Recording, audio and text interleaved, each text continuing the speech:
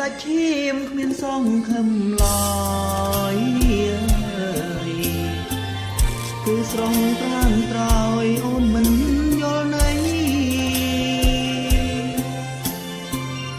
ចាស់ទុំចង់ឲ្យយើងបានជួបគ្នាតែពេលវេលាមិនបានដល់ឲ្យអូនបានវិចាររៀបរាប់រឿងពិតអូនថាគ្មានចិត្តមកលើរូបបងដឹងខ្លួនហើយណានួនអង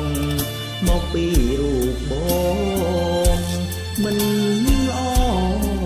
ដូចគេអោខ្លួនខ្ញុំអើយមិនគួរឈឺផ្សាបានលួចស្នេហាតែអូនគ្មានចិត្ត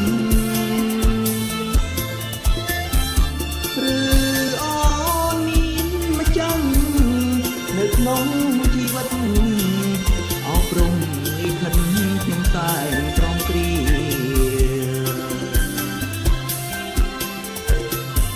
ប៉ុន្តែចាស់ទុំគាត់ខំកាត់ខ្មាំងមិនបានគិតច្បាស់ក៏សួរពុំងារដោយសារពួកយើងជាសាច់ញាតិនឹងគ្នាមិនចង់ឲ្យរូបអូនបានទៅអ្នកទេ